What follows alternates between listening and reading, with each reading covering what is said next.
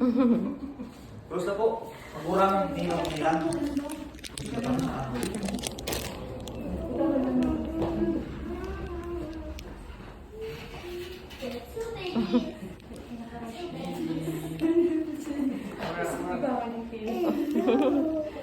Sige, tabi. Ang nagurang na, mapa sa Indo. Pagbasa kang banal na ebanghelyo na sinurat ni San Mateo, kamurawayan sa imo kagurang na. Si Jesus nagdulog sa 11 mga disipulos asin sinabi nila, ang gabos na kapangyarihan sa langit asin sa daga, ipinaus na kuya. Kaya lakaw ka mo, asin tukloan ito ang gabos ng mga dagwaan. Bunya ganito sinda, sa ngalan ni Ama, asin Aki, asin ng Espiritu Santo. Tukloan ito na kuyugon ng gabos na ipinagbubuo ko sa Indo, asin dapat ito maarahan, na kulanay niya sa Indo, sa kulusal daw, sagot sa katapusan itiyak.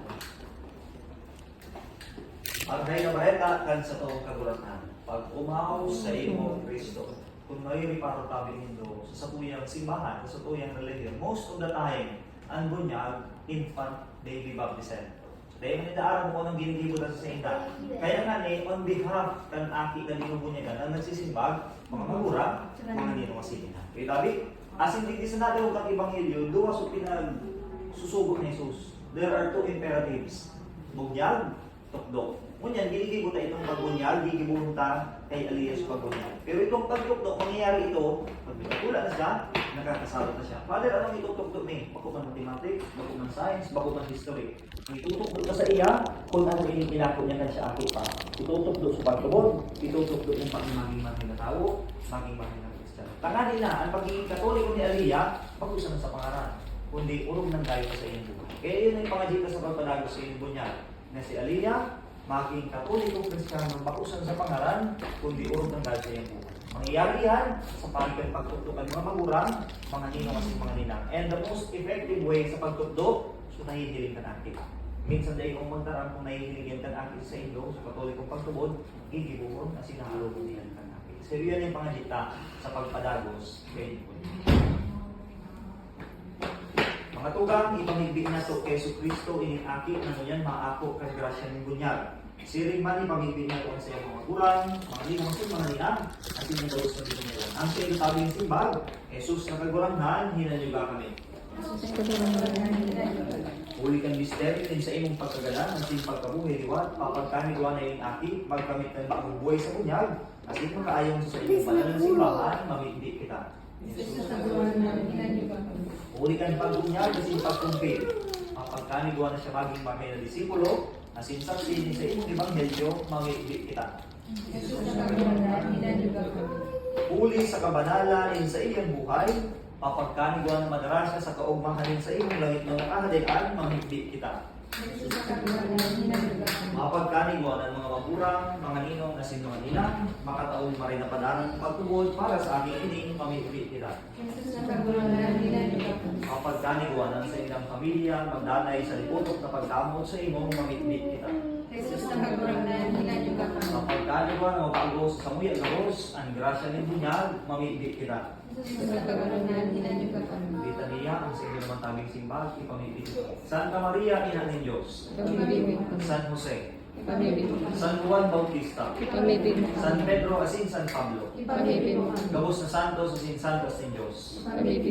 O Diyos na makakamhan na sindaing katapusan, ipinadala mo sa imong aki sa kinaban, tangaling pahalion sa uya, ang Espiritu ng karatan, ang tawag out sa kalituman na sindarabon sa imong maliwanagon na kahalian. Nakikimahera kami sa imo, na ining aki, maliligan kang kasaganaw rinal, maging templo ng Diyos sa buhay, asin sa iyo mag-erot ng Espiritu Santo. Uli Kristo na sa mong kaguranan. Amen. Parigunong ka kang kapangyarihan ni Kristo sa itong paratubos na namubuhay asin naghahalin sa panahon na dahil kasagpuran. Amen. Aliyon ka na po muna yung headband. Mababasa mo na ito.